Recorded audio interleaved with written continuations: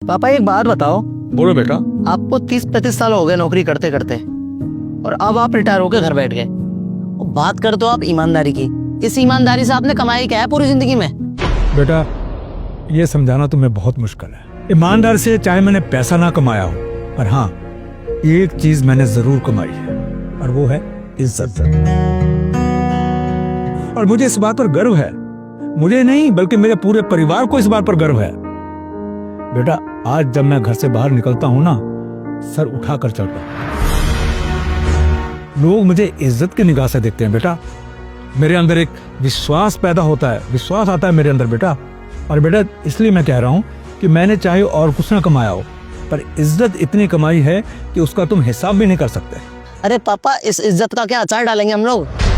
तो शर्मा जी शुक्ला जी आप ही के साथ थे ना ऑफिस में। अरे शर्मा जी ने रिटायरमेंट के बाद इतना बड़ा रेस्टोरेंट खोल लिया, और शुक्ला जी उनके बच्चे अब्रॉड में जाके सेटल हैं, और दूसरी ओर हमको देख लो, वही मिडिल क्लास फैमिली में फंसे हुए हैं। बेटा वो नंबर 2 की कमाई है, और नंबर 2 की कमाई करने वाला हमेशा डर के साए में जीता है बेटा। और मैं ऐसे साए में नहीं जी सकता था, इसलिए मैंने हमेशा ईमानदारी से काम किया और मेहनत से काम किया, और वही मेरी कमाई है बेटा, चाहे जो कुछ भी तुम सोचो। अरे पापा वही तो कह रहा हूँ, पूरी जिंदगी ईमानदारी करके आपके हाथ में आया क्या? कुछ भी नहीं ना। अरे बेटा ये क्या हो गया आजकल के बच्चों को, समझने की कोशिश क्यों नहीं करते हैं?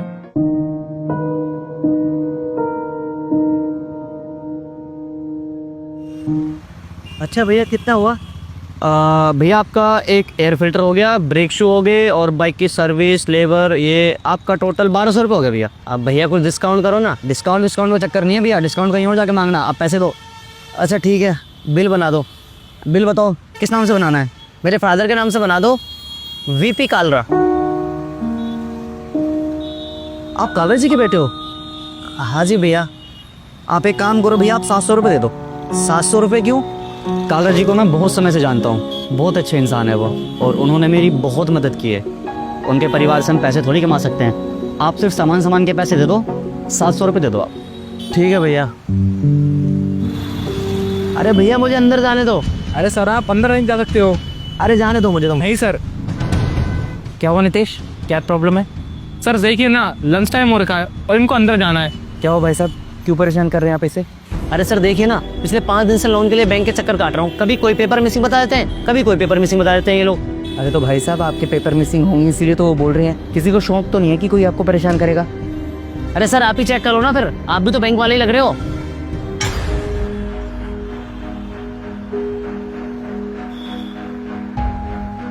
ये वीपी कालरा जी आपके क्या लगते हैं? वो मेरे फादर हैं।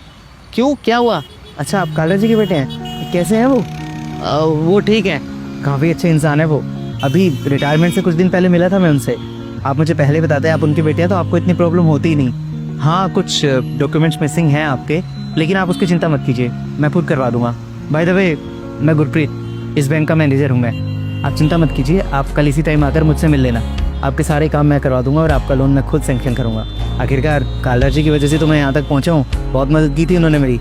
आज उनकी फैमिली को कोई ज़रूरत है तो हम कैसे मदद नहीं करेंगे। आप चिंता मत कीजिएगा, आपका सारा काम हो जाएगा, ठीक है? और हाँ कालरा जी को मेरा नमस्कार ज़रूर बोलिएगा जी।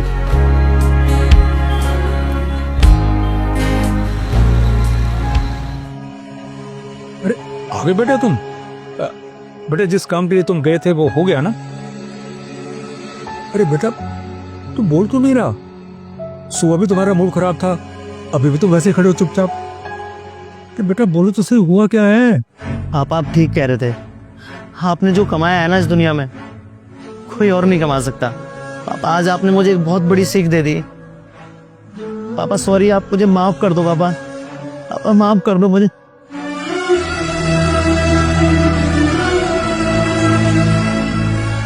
अरे बेटा जिक्र हो बेटा।